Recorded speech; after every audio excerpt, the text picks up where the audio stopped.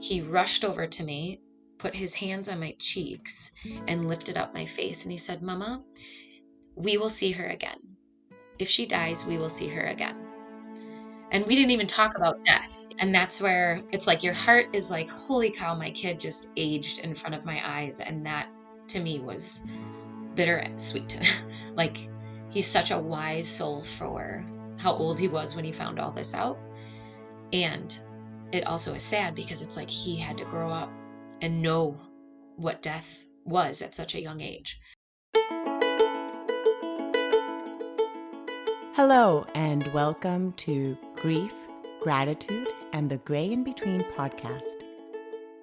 This podcast is about exploring the grief that occurs at different times in our lives, in which we have had major changes and transitions that literally shake us to the core and make us experience grief. I created this podcast for people to feel a little less hopeless and alone in their own grief process as they hear the stories of others who have had similar journeys. I'm Kendra Rinaldi, your host. Now, let's dive right into today's episode.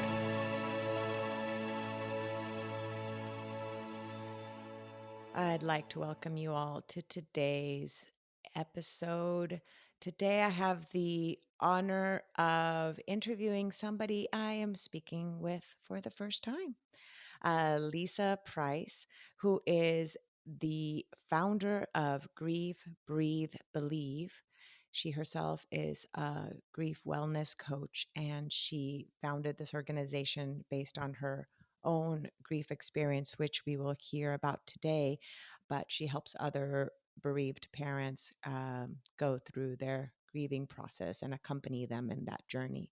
And I am just so honored to have you on, Lisa. Welcome.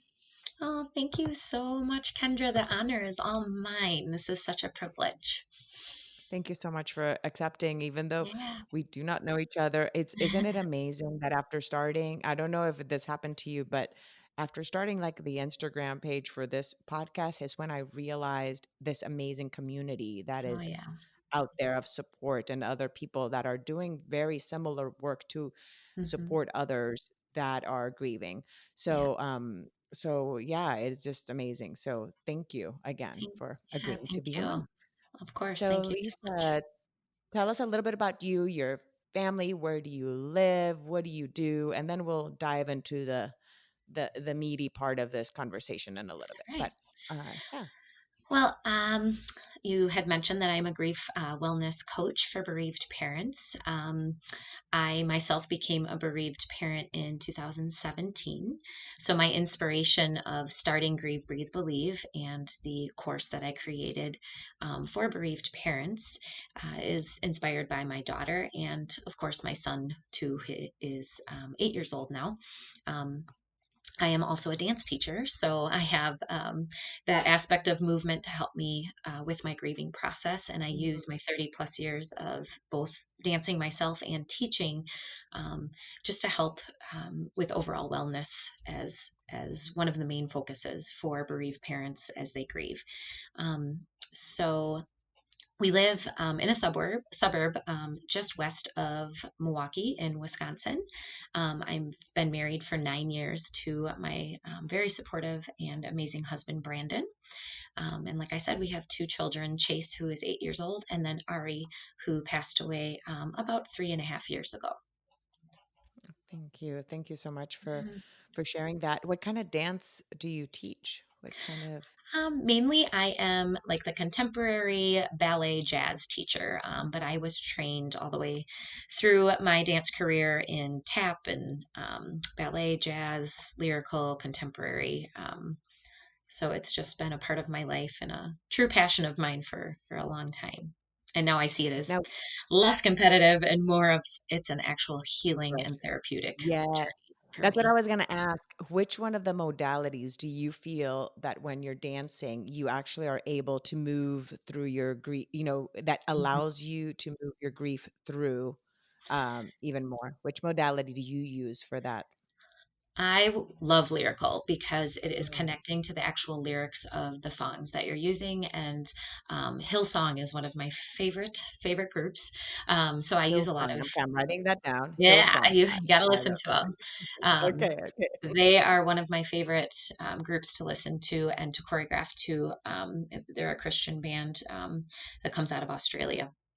But just any slow moving so that I don't have to rush through any Mhm. slow moving lyrics and songs. I'm able to create that movement to express what's going on the inside and get it out of my body in a way that helps me mourn, because grieving is different obviously than mourning. Mourning is that Yes. outward expression, and Yeah. to my students or to the naked eye, nobody would think I'm mourning. I'm just dancing.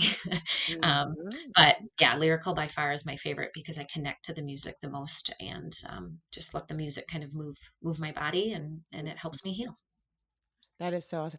I heard, that description, that differentiate, and I'm gonna here's when I told you my accent would come out at some point. The difference you see differentiation, I can't the Hmm. difference, and let's just say leave it simple. The difference between grieving and mourning, Hmm. grieving just happens to us, and Yeah, mourning is something we actually do in order to help us grieve. So right. mourning is the action of, so the Yes. dance, the journaling, Hmm. writing a poem, the planting a tree in honor of somebody. So Yep. that's the action. So, and it's so interesting because and I'm trying to think if in Spanish, I don't think we have a word for mourning. And so Hmm. I had never really realized that difference between the two, Hmm. Yep. till not long ago, actually, till I started doing work in the grieving community. Yep. Same here. Um, it's so interesting, yeah, because we just associated being, like, the same, but yeah, that it's Right. a little Right. different. So, take it so you've been married for 9 years. Tell us a little bit, how did you and Brandon or Brendan, did you say E And or A? Brandon. I Brandon. always Yep. have to ask. Brandon, how did you and Brandon meet, and a little bit about your family dynamics? Sure. We met actually, it's probably almost 19 years ago. So we've been together for quite some time, but just a birthday party of like a mutual friend. So we were out, and he made me laugh like nobody's ever made me laugh. And it was immediate connection. However, I was seeing someone else at the time, but spent most of the party talking to him, and was just very So entertained by funny. him, and just it made me feel good. Yeah. So I'll three make months sure not to later, tell anybody. no, I'll yeah, make sure not to tell anybody. no, he knew. um, but then, literally 3 months to the day, I had already broken up with the other guy I was with. But we ended up seeing each other just by chance again, and just he remembered my first and last name and every part of the conversation that we had, and I just thought that was so Mm, special and so thoughtful, unique, thoughtful, because yeah. no one has ever made me feel that way. Like nobody ever made me feel like they cared that much about every detail that I had talked about. So just conversation was great. And obviously, like I said, he made me laugh. Um so yeah, we waited about 9 years before we got married, just dating. And I mean, we never were on or off, but just really enjoyed being together and enjoyed one another's friendship, as well as the love that was building. And we got married in Mexico, actually in Cabo. Mm. Right in front of the ocean, and it was very hot and sweaty, but it was perfect. I saw that Yeah. picture you posted. Yeah, because you guys Oh recently yeah, it had was your just our anniversary. anniversary. Yeah, it was just your anniversary, yeah. So I saw that picture, and it's so, so beautiful. How many people Mhm. were able to attend the wedding, since was a We had, destination wedding? believe it or not, we had 13 people there, and 13 is a really special number for us. So 13 people were there. Because that's your yeah, and that's one of the things I'll ask you too, because of I realize that your program that you do is for Mhm. 13, and I wanna Yeah. ask more about that when we get to that point, so Okay. that why that number is so important. Yeah. So, so then you got married, so then Mhm. I mean, your oldest is 8 now, Yep. so, So and what did within you guys what were your planning in terms of parenting and so forth? Your Well, we got married a little, I mean, we weren't older. I mean, we were a little older, but we knew we wanted to start a family right away just because of our age. I was 32, and then we got pregnant with our son. So within, I would say, a few months, we got pregnant with him. Yes. Um, Mhm. so he is, yes, now 8 years old. Um, and his pregnancy, I mean, during that, I mean, I think my body was made to be pregnant because I was never had morning sickness. My labor and delivery was, people are going to hate me for this, but very almost painless. Like I didn't know I was having contractions when I went to the hospital after my water broke, and they're like, "You're having a major contraction right now," and I'm like, "Oh, cool. What? If this is what it's going to be like, then So yeah, it Isn't it was. so isn't it so interesting how we Yeah, have to be, like, careful about, like, sharing I the know. ease of it in terms of, like, Yeah. people are gonna hit me when I say that. Yeah, I love because that. I have 2 sisters that, have had, morning sickness and, lots of, what is that? Heartburn and, just uncomfortableness. So, yes, I tiptoe around when I say how well my pregnancies went. Oh my gosh. Okay, so then you had a easy then Yeah. delivery, and then, how old was he then when you guys started either did you guys, start planning for, being pregnant again, or was it you just kind of just allow, the course of things to just kinda happen? Did you guys know that you wanted more than one child? Yeah, What was we yeah. we definitely knew we wanted more than one, and we waited a little bit just so that we, gave Chase the opportunity to be the baby and to, just Mm. experience what it's like to be with just mom and dad, and kind of wanted him out of diapers too, before trying again. But when we started trying, it was, just kind of putting in God's hands. Like I never was like a counter or kept track of Mhm. anything fertility wise. Just kind of let nature do its thing. And we ended up getting pregnant pretty easily with our daughter, When Ari. you were ready. Yep. Okay. Yep. So now we're gonna talk a little bit about Ari. And so tell us then about your pregnancy with her. Still very similar. However, at 13 weeks gestation, Ari was diagnosed with trisomy 13, which is a chromosomal disorder or abnormality. And the reason that we found that out was I was of advanced maternal age. So my doctor had suggested getting the screening done for that. And this is quote unquote, she said, for peace of mind. So Mm. now, kind of looking back, because we didn't obviously do that with Chase, I was a little bit younger. Um, but But you were looking past back, it was 35 just at kind this of like, point, yeah, right? yep, yep. I was Yeah. Mm. 37. Yeah, yeah, and that's So like geriatric, right? I know, As they right? call it. Yeah, yeah, they do. They do. It's so They make weird. you feel really good. Yeah. Yeah. Now I But see yes, the 13 now I see the 13 right here. So uh-huh, that was 13 here's one weeks. time I'm seeing the Yep, yep, now and the 13 weeks and mhm, it was trisomy the yep, name and trisomy 13. trisomy 13. Mhm, Mhm. yep. So, Okay. like I said, trisomy 13 is a chromosomal abnormality. So, everybody has two chromosomes in every cell of their body, two of each chromosome, I should say. And trisomy 13 means the 13th chromosome she had so three. Mhm. So, that just affects a lot of development of the organs. Every trisomy 13 case is very different. So, they try to give you, some measure of what to expect. But like I said, every case is different. Every child is different. Um, and unfortunately, most parents are told that their child is incompatible with life. And fortunately, our medical team, our doctors did not say that to us because, as I had said to you before in our pre-interview, I would have Mhm. wanted to punch the doctor if that would have came out of their mouth. Because I believe every child's life is precious and It's is a precious. gift and obviously a miracle. Um, so they have to give you the choice to choose to carry or terminate. And without question, we chose to continue and carry. Um, so from there, it was that anticipatory grief because you are told that they have a lot of life limiting um, abnormalities. And when you go to, ultrasound after ultrasound, they'll tell you all the things that are wrong. But Mm. fortunately, we had a medical team that was very sensitive to that and told us more things that was going right. Of course, they kept, That is very factual, but they also gave us things to hope for. And Ari kept fighting. I mean, she was, in fact, like thriving in my tummy.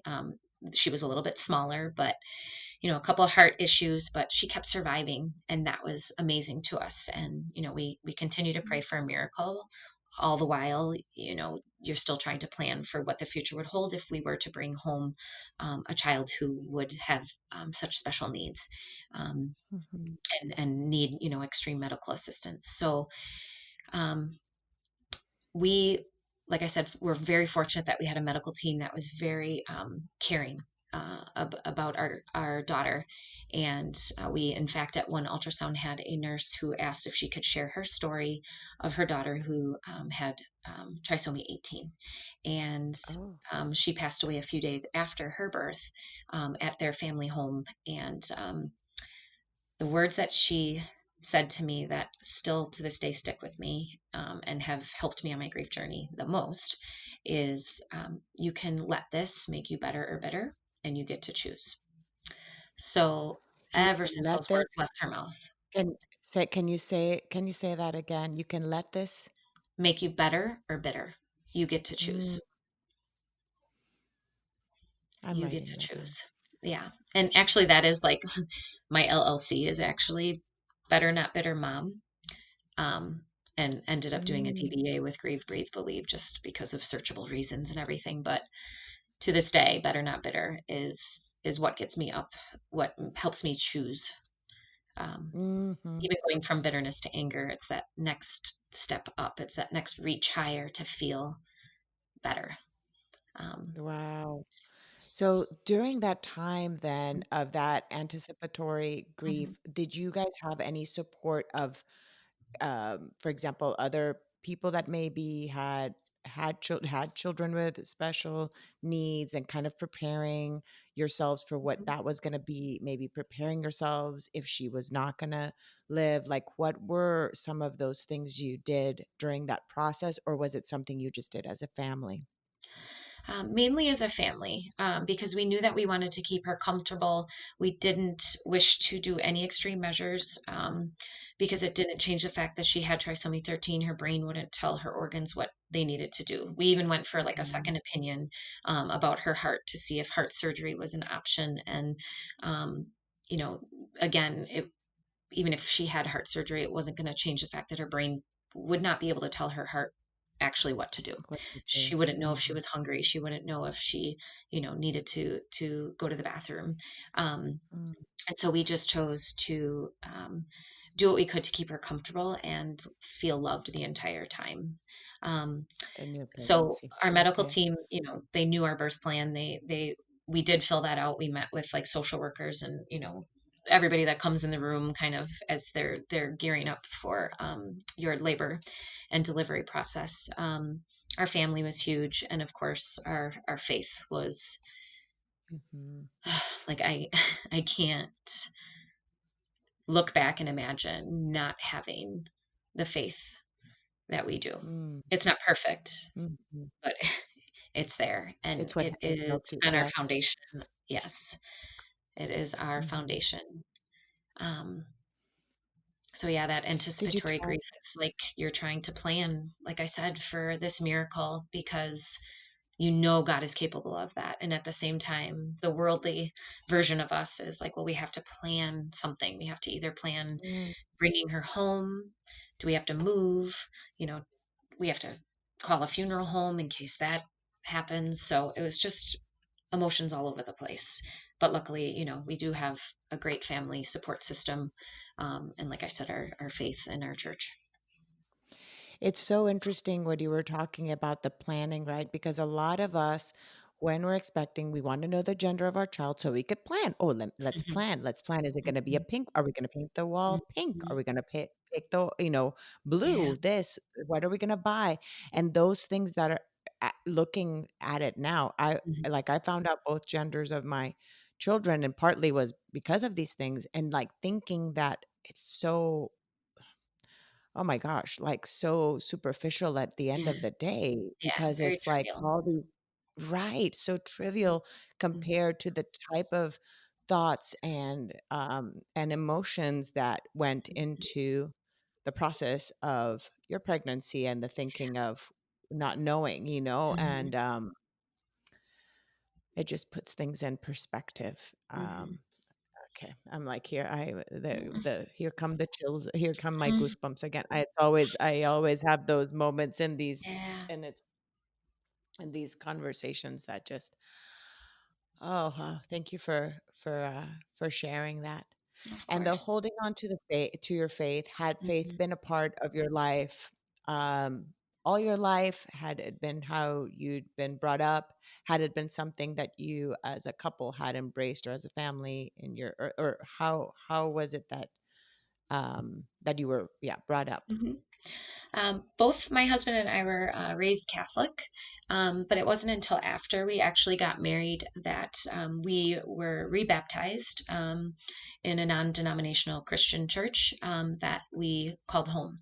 Um, and going to that church and literally getting into the word is where our lives changed. And we, had a relationship with God. And it wasn't just, I mean, my Catholic church, I went to school, kindergarten through eighth grade. Mm, We went to church every single day, but I don't remember opening a Bible once, so it was just very mm. regimented, very, Mechanical, more mechanical, not, yes, yeah, yes. the I connection didn't was not feel so. that connection. Yes, I had that belief, but I didn't feel The it connection. So your uh, connection really started then a after few we were married. years Mm, prior, after you were married, so just a yeah. few years prior to her birth. Hmm. So that Hmm. is amazing, because had you not had already that Hmm. connection and belief, who knows how differently Right, your grieving process might have been too, right, had you right. not really had that trust and faith in Yes. God's will. Mhm. Um, so now, when she tell us a little bit about her birth, Sure. and then what happened next. Sure. Well, she came on her own terms. My water broke at 37 weeks and 4 days, which was the exact amount of time that I was pregnant with my son before my water broke. Um, and so she was born just after midnight on April 13th, 2017. She suffered a few apnea episodes, but came through, while we were in the hospital.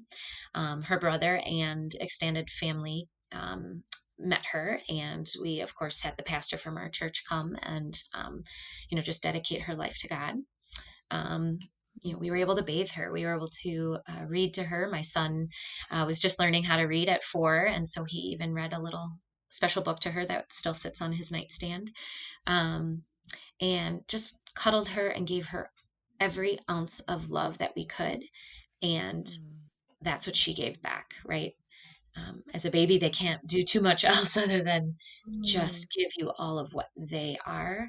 And one of our goals was to get her home. So as soon as my epidural wore off, and we decided, not to take any extreme medical intervention, we were able to drive her home. And she lived a total of 9 hours and 51 minutes. But after we stepped foot inside our house, she lived for 30 minutes and then passed away peacefully in my left arm. mhm. Which, when you told me that, I just could just picture that, her right next to your heart in that Mm-hmm. moment. When you Mm. said left arm, and very specifically, I could feel that that was that connection to your heart and Yeah. your whole being. Yep. I saw a picture you posted of Chase holding her, and his Mm-hmm. gleaming, Mm-hmm. smiling face just radiating, joy.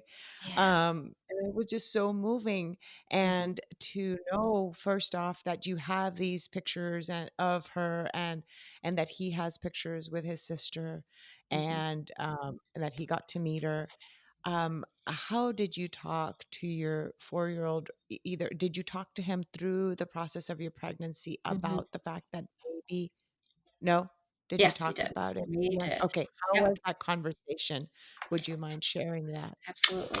as I I'm think wiping that's my tears of emotion here? yeah. Well, first of all, he Mhm. is like our real life superhero because he, Mm, even throughout the pregnancy, but now just watching him as an 8-year old develop, still brings her up every day. We still pray to her, for her, blow mm. kisses to the sky. He draws, every time he draws about our family, she is literally there There. in that picture, so he is. in the truest form, the best big brother that we could have Mm, ever asked for. Um, and I know she's so proud of him. But yeah, throughout the pregnancy, he, I feel like it was a week before we found out that she had trisomy 13 that we told him that he was going to be a big brother. And we have the video of that and everything. And, ear to ear smile, and just so over the moon because he had been asking for a sibling for quite some time. Um, mm, and once we found out that she was sick, that's kind of what we said in the beginning. Obviously, we didn't say trisomy 13, or maybe we did, but it wasn't something that he would that we could, memorize. yeah, Obviously, yeah. yeah. So we just said her heart was sick because that was definitely probably the biggest issues, one of the issues that she Mm, had. Um, but bought books to kind of prepare him for a sister who might look different, mm, might have tubes, might have, you know, um, before we knew if she had a cleft palate, we talked about her face might have some holes in it, and you might see some things that you don't typically see, and she might not be able to come home and play the way that normal sisters come home and play. She might not be able to come home at all. And so I remember distinctly, and I wrote this in my journal, one day when we were playing on the floor together in the living room, and he had said, "So Ari's not going to be able to come home and play." And I said, "Well, we don't know that yet, but we're going to pray that she gets to do that. But if not, just know that she is always your sister and you are always her big brother." And so then I started to cry, and mm. he rushed over to me, put his hands on my cheeks, and lifted up my face, and he said, "Mama, we will see her again. If she dies, we will see her again." And we didn't even This is talk a about death, 4-year-old. so it was This is just, a yeah. 4-year-old. And that's where it's like your heart is like, holy cow, my kid just aged in front of my eyes. And that to me was bitter sweet. Like, he's such a wise soul for how old he was when he found all this out. And it also is sad because it's like he had to grow up and know what death was at such a young age. Um, but I'm thankful that we didn't say that, like sugarcoat anything, or we were Mm. truthful and honest from the beginning, and I think that is so important. And we used the word death or died. We didn't use the word like she fell asleep, because I didn't want him to be afraid of falling asleep or think that she was going to wake up. Uh, Um, that is so so important truth. what you're sharing right now. Hmm. So important because that words are so powerful and we sometimes end up sugarcoating things because we think that we're doing our kids good by doing that. Just Hmm. like, I mean, this happens in even other moments in life. I've had Hmm. this conversation with like, um, for example, when a pet, this is like when a pet dies, right? These are moments Hmm. and of an opportunity to be able to start introducing our children to the concept of death. And yet sometimes we still choose to protect them from that experience by saying that the dog just went to a farm, or the dog, or is in a not explaining what Right. happened. And we are missing out on those opportunities sometimes to really be able to prepare our children. And I think a lot of us, probably were sheltered in certain opportunities in our life because our parents were Hmm. trying to protect us from going through grief, right? Yet at Yeah. the same time, it could be so harmful too. So that Hmm. is a wonderful learning experience that you just shared there about really Thank you. being open with. And even though he was young, you were still open with all the possibilities that could come of that. Hmm. Hmm. Um, so once she passed away, then like how was that moment? Um, how was it for you? She's in your arms in that moment. What happened? I was forever changed in that moment, and like the 9 hours and 51 minutes that she was alive was the most present I have ever been in my life, and at the most, at peace, because I know I was such a forward thinker, worrier, and even past thinker of like, what did I do wrong? And, what could I have changed? And always kind of created this almost self suffering um, or self-sabotaging the current moment because I was always worried about what Mm, was ahead or thinking back to what had already happened. So a gift that she gave me, was definitely being present and teaching me to do so. Because all that was happening in those 9 hours and 51 minutes of probably chaos going around, on around us, and everyone else being very worried and unsure to how to help us, and, medical staff coming in and out of the room. We were so at peace because our family of four was together. mm. And all I wanted her to feel, and all my husband and son wanted her to feel, was loved and held and warmed and comforted. So she taught us to just be in the present moment that you're currently in. And, that's just one of the many lessons that I continue to, take forward with me on this journey. That is just so beautiful. Thank you. So beautiful. Mm. So, what are some of the ways and what did you all do as a family to honor her? I mean, you honor her even just now with the work you do, Mm. but how was her passing, her memorial, or what kind of ways did you do to honor her life in that moment? Well, our family came over immediately after she had died. And so we had, a few hours before we had to give her physical body over to the funeral home. And the three of us took Ari in our bedroom, and the four of us were together and prayed over her, and said kind of our final goodbyes before the funeral home came. And that was probably actually the most traumatic part, was actually giving over her physical body. But Mm, I kept saying in my head, this is not her anymore. Her spirit, her soul is in heaven. This is just her tent, her shell, and that's what we all are, and we will see her again. So it was still obviously the most devastating and excruciating thing to do. But I think if I wouldn't have my faith, right, mm, mm, and knowing that I will see her again, and knowing that that is an absolute promise that I hold on to, that I am able to, be courageous and brave and live out this life, in the way that God is willing me to do. So I think that was both obviously a gift from Ari and from God, of showing that courage and that bravery that she displayed to survive pregnancy, labor, and delivery, and to make it here to us, to make it to our family home. How could I not be forever inspired by that? So it's an honor mm. and a gift to share, her life, her story in the work that I'm doing now. Um, we did have a memorial for her. Um, about a week later, she was cremated, and literally on the way to the memorial, the funeral home said her cremains were ready to be picked up. So we actually Mm, had her ashes at the memorial service, and we weren't supposed to. So that was mm. another gift. What a gift. Yep. And it was a very small celebrations slash memorial. Mhm. Just to I mean, I do call it a celebration because I wanted to celebrate her, her fight to Mm, get here. Um, and I spoke. Um, I still have the handwritten letter on my nightstand. Um, and Chase, actually, our son, little comic relief, walked around with a Kleenex box and kept giving Kleenexes oh to gosh, everybody. oh my Yep. gosh, cutie Yep. pie. Oh So my yes, goodness. there's my little superhero again. Oh, beautiful. And my brother-in-law actually surprised me and spoke, and so did my older sister.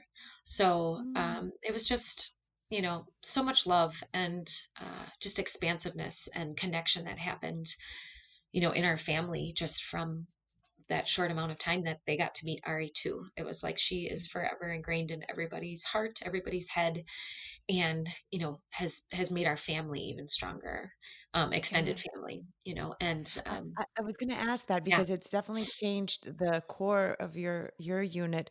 So Mhm. how has it been then for not only her life, but also for people around you, seeing those that are close to you, seeing how you guys have assimilated and been carrying this your journey, your grief journey? How has it impacted them, their life? Like how, what are some of those things you've seen in the family dynamics that I don't know if you've already kind of Yeah. noticed some of those hmm changes. Um, well, for sure, just like I said, the connectedness. I mean, I I was close with my siblings, but it brought us even closer.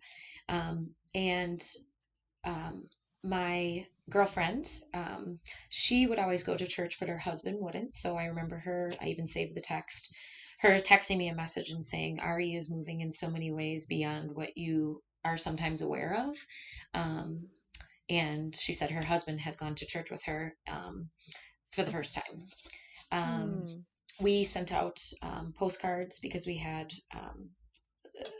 lots of people obviously sending things to us, and we even had a GoFundMe page that a bunch of friends had started. So we sent out a postcard that had her picture on it, and her name means Lion of God too. So that was Mm. something that we always, wanted her to be remembered for, was Ari, Lion of God. So we sent out Mm. these postcards that I'm actually holding on to it right now. That said, thank you for surrounding our family with prayers, love, and support. God sent Ari not only for us, but for you, to change your Mm. life and to draw you closer to God, to seek refuge in Him, to understand He has never, nor will He ever abandon you. He is an everlasting God, encompassing all that is love. Ari is a reminder of that. A reminder to live life as God would want you to, and to see the world through the eyes of Jesus. And I think that's so important right now, too, with everything that's going on in our world. Um, so, yeah, some people have said, wow, she's changed my life. She's, brought me closer to God, or she has, put so many things into perspective. The days that I yell at my living children, and I'm like, well, at least Mm. my living Mm. children are here to yell at each other, when they're Yes. arguing, you know. And I'm sure there's, unmentioned. But to me, that's wonderful and that's great that she has impacted so many lives. But it also is more important to me that we continue to honor her life by honoring ours. And I have no control of outside world stuff, right? I have no control Mhm. over the Mhm. energy of what everybody else, whether they choose to remember her or not.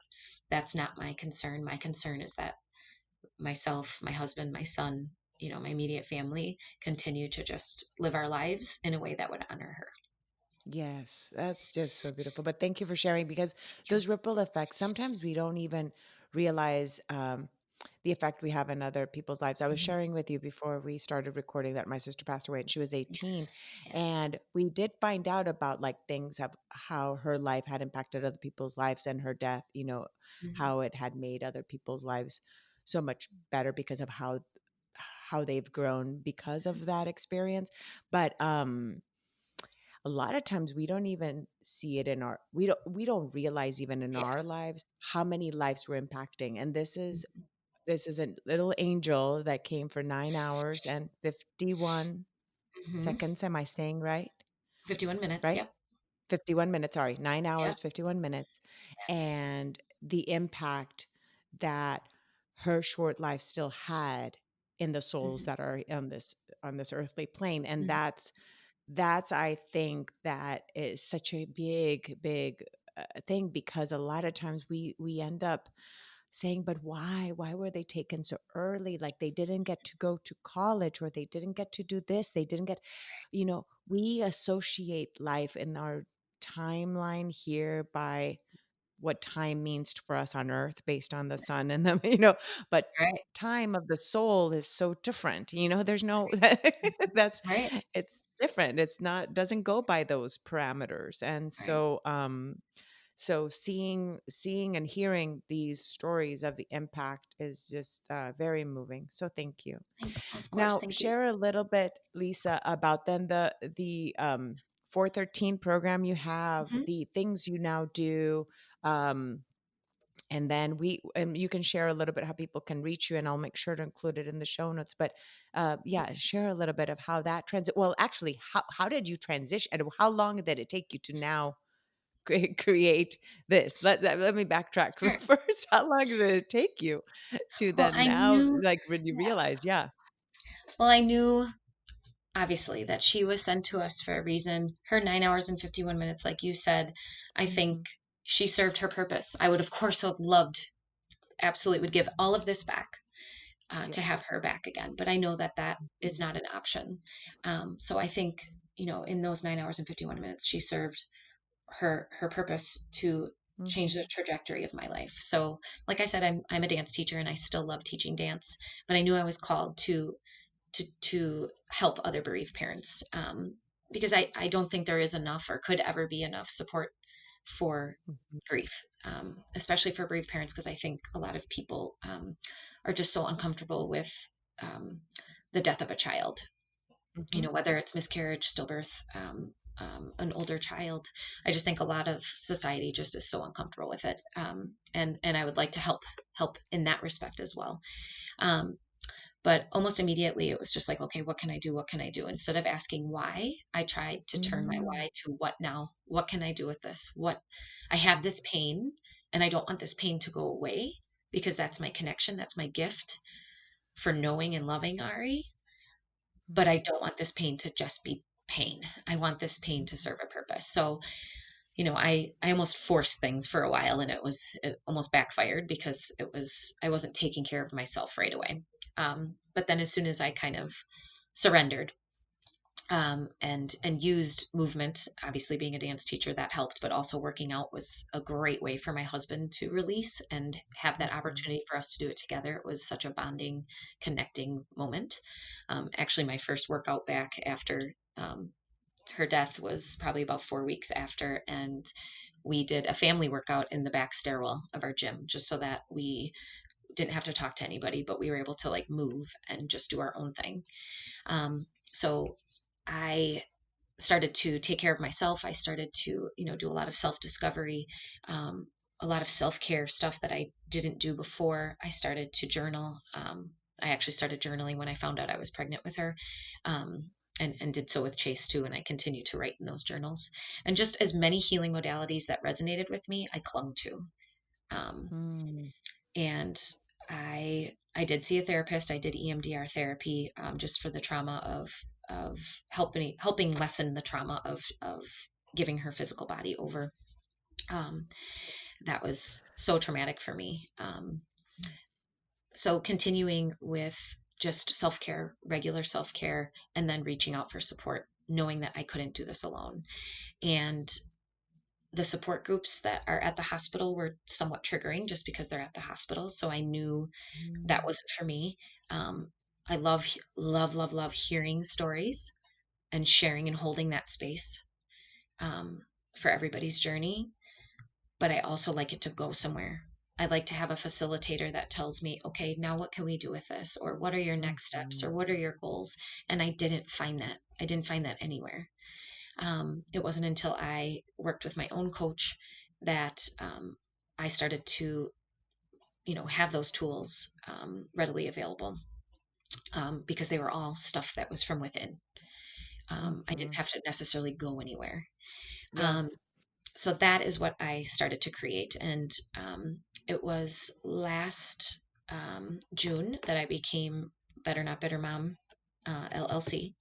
And then I started to kind of create a journal. I started to dabble in writing. I started to try to figure out what it would look like for me to help bereaved parents. And all of a sudden, these online courses were popping up all over the place. And I was like, well, could I do something like that that incorporates not only, key grief concepts, but also workout videos and stretching and expressive movement and confidence Mhm. mantras of positive affirmations and journaling, just kind of like a hub for Mhm. bereaved parents to have at their fingertips. Mm. So I worked very closely with the bereavement coordinator at our local children's hospital. She's been a godsend. Um, and just have everything clinically approved by her so that I didn't just put something out there that didn't have quality or wasn't accurate. Obviously, Mm. grief journeys are all very different. Very So different. not Yeah. everything is going to resonate, but there are a lot of universal things that we, you know, thought were very important to get out there. And so I designed what's called the 413 method. And it's 413 because that's Ari's Her birth birth. date and Her death date. birth. I just as afterwards, I was like, "Now I know." As you're talking, I'm like, Yeah. "I know now." I'm like, I Yeah. wanna say, like, it's kinda like I've watched a movie, and then I was like, Yeah, "Ooh, I know the I wanted the answer, yet I got it." yeah, Oh my gosh, so beautiful the way of honoring her. there Okay, you so go, sorry, thank go you. ahead. I No, was it's like okay. yeah. But it's also my favorite Bible verse, Philippians 4:13. I I can was do all gonna things through Christ who strengthens me. And that was my favorite Bible verse before oh, Ari was even, wow. a thought. And it's tattooed on my spine now. Oh, So wow. 4:13 Can you is repeat can you huge. repeat the Bible verse, please, again? It is, Philippians what? yep, 4 mhm, Philippians 4:13 is I can do all things through Christ who strengthens me. mhm, And certainly can. mhm. So Oh, 413, yeah, it has such a meaning for us as a family, but also the online course is four like pillars of focus and mhm. kind of designed to take 13 weeks for you to go through. Obviously, grief never ends, but these are Exactly. tools that you can continue to revisit because as your grief changes, some of these concepts are going to change. Um, Yes. so we go through just content on grief, foundations of understanding what grief is, and then designing a grief map. Because I don't believe in the stages of grief. I think you go through different Mhm. aspects, and I think they're pit stops along your journey. So I actually I have them agree. draw out, like a grief map, and anger is a pit stop. So now when you're at that pit stop, what is going to get you through anger? Is it going to the Mhm, batting cages? Is it mowing the lawn? Is it screaming into a pillow? Is it punching the pillow? Is it calling a friend? Is it taking a nap? You find out what works mhm, for you to process so you're actually able to process instead of just ignoring it. mhm. And then we go Is it into dancing it out? yeah, Dancing it you out. could dance it, you could do whatever, right? Yeah, so Yeah. anything that you experience, I have them Yeah. draw down on this grief map. Then we also talk about building your support system based on people's attributes. Is your listener actually a good listener, or are you expecting someone like I did? I learned this the hard way. I was expecting someone who was not a good listener to listen to me and just be there without offering advice, and that backfired because I put the wrong Mm, person in the wrong role. So knowing mm, that your listener, or is your person who's really good at doing things, your implementer, are you putting them in the right position? Then there's somebody who can kind of occupy your time or be your distractor and give you a little bit of reprieve from your grief for a brief moment, to step away from your grief for a little bit because you're always going to go back to it, right? You can put it down. It's okay to put it down because you know you're always going to pick it back up. And mhm, then even the people who are naysayers, kind of the people that, maybe are in your social circle, but like to make it about them, or, they kind of mhm. thrive in the drama situation and kind of make your grief about them. Theirs. Um, Mhm, mhm. uh-huh, yep. And we go through a whole bunch of different things, your emotional energy, setting boundaries, doing it almost an energy audit. Like where are you, expending your energy and where are you getting it back? And is it balanced? We talk about capacity. We talk about spouse and partner relationships, relationships with other people, and understanding that you might not be at the top of their list, but your grief is always at the top of your list, or your, loss is always at the top of your list. We talk about different grieving styles, how you talk to yourself, self talk and thought patterns, how important those are, and unpacking grief and secondary losses. That's huge because a lot of people Yes.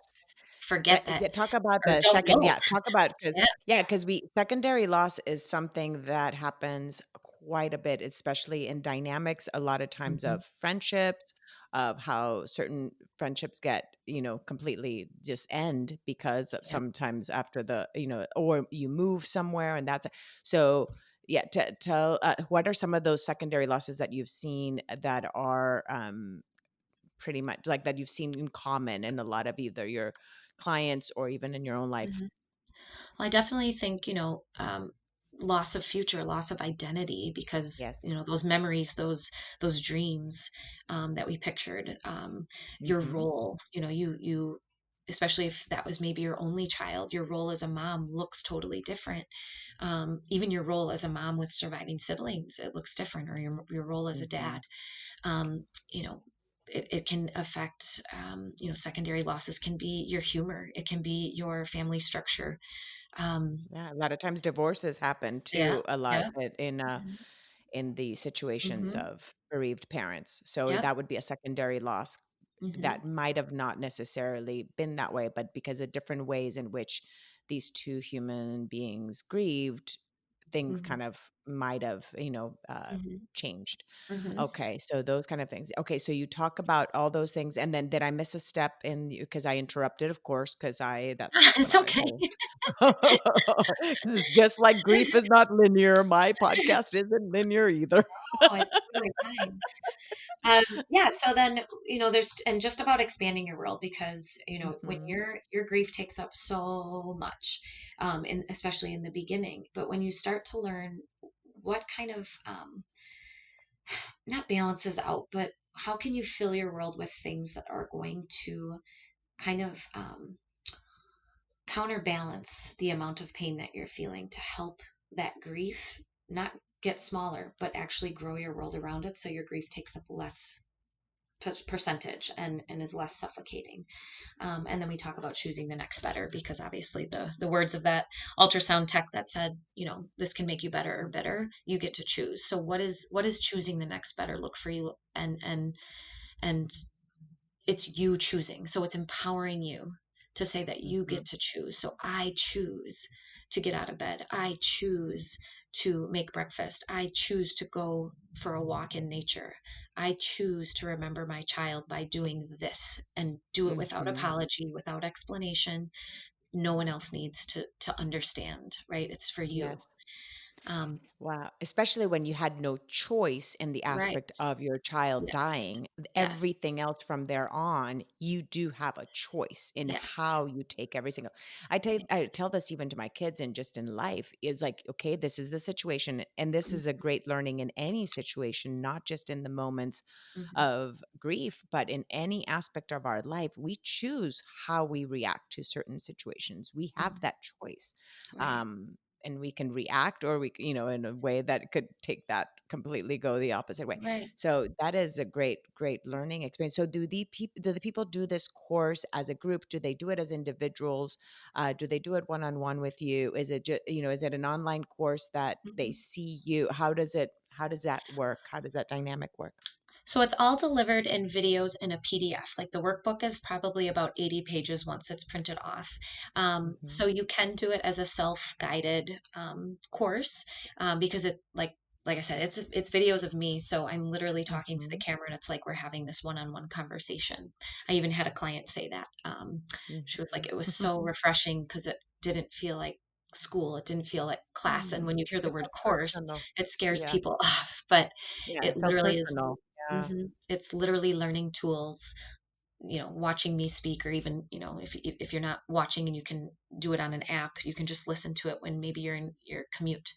Um, Mhm, and just the delivery, yes, is so simple. Um, and there's three more pillars too. The second pillar is just kind of coaching you through your wellness toolkit, so mind, body, and soul. So like I said, I have workout videos, I have mantras that you can say, I have a morning checklist, I have a hydration tracker, a workout tracker, tips for better sleep. I have a bunch of guest trainers that come in and talk about gut health too, because mhm. of how your body can conserve energy when you feed it fuel. And then as far as like your spirit, your soul, writing a letter to your pain, writing a letter to your child, breath work sessions, expressive movement, calming breath work. So it's just filled with lots of different healing modalities to help you process your grief. And then community, everybody who purchases the course, there is a group coaching program option or a one-on-one and group coaching program option. But if you just choose to do the course by yourself, you're still included in the Facebook community and slack.com, so that you're off of social media and you're able to, kind of stay focused instead of distracted by all the social media scrolling. You have, Slack.com. This is the mhm, first time yeah, I'm hearing this. yeah, Slack.com. it's I'm gonna have to amazing. okay, we're off podcast. I need to hear more about this. Okay, no problem. And it's just a private way to be able to communicate with everyone, and you can ask questions. So we troubleshoot in there. We celebrate grief wins because celebrating any step in grief in the forward moving direction is worth celebrating. We have story share so everybody can share their story.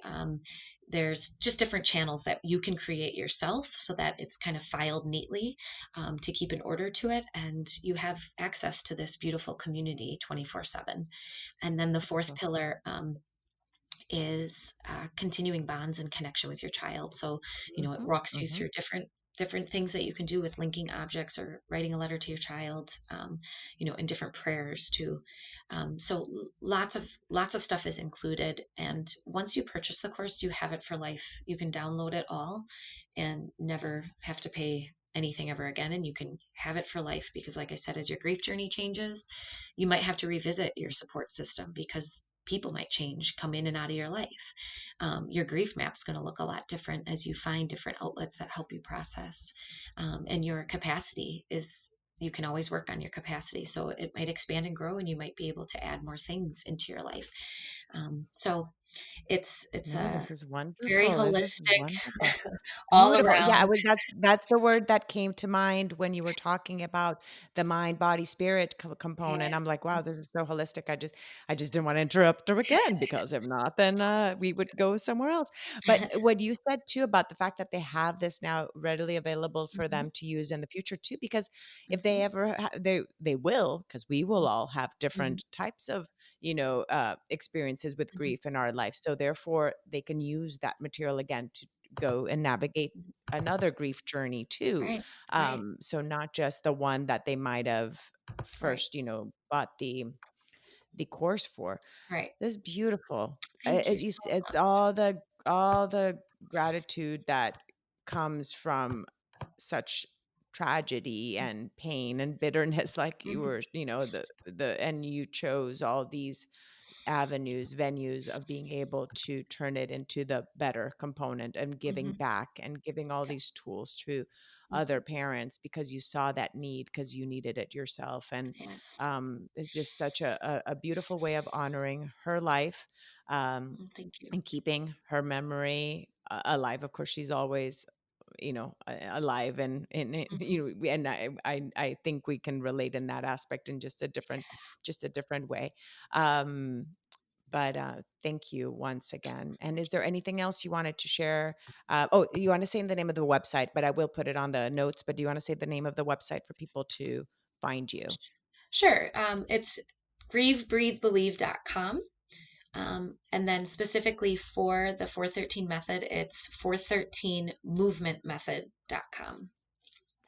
And then they can find you on Instagram with the Hmm. Grieve, Breathe, Yep. Believe, um, an Instagram. Yes. And again, Lisa, thank you so much. And thank you for Ari for also allowing us to share her story, allowing you and to to your son Chase. Thank you Oh, for making my eyes tear up with the beautiful soul he is, with the moments mm, you shared about him and his the maturity of his spirit. thank you. Thank you for sharing that. Of course. Thank you. I look forward to, hopefully connecting with those that are listening. So please reach out, because it's an honor to do the work that I'm doing, but it's such an honor to hear your stories as well, and to see how this community has come together, and continues to grow and build. It's a beautiful thing. So I wish you all, continued healing on your journey. And, know that I wish you weren't here, but now that you're a part of this, bereaved, brave community, know that you're not alone, and that you have the choice. You have the choice to be a active participant in your grief journey. Um, so it was an honor Mm. to share this time with you so much, Kendra. Thank you. Thank you. Thank, thank you, Lisa.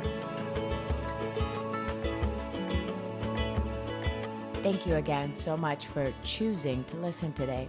I hope that you can take away a few nuggets from today's episode that can bring you comfort in your times of grief. If so, it would mean so much to me if you would rate and comment on this episode. And if you feel inspired in some way to share it with someone who may need to hear this, please do so. Also, if you or someone you know has a story of grief and gratitude that should be shared so that others can be inspired as well, please reach out to me. And thanks once again for tuning in to Grief, Gratitude, and the Gray in Between podcast. Have a beautiful day.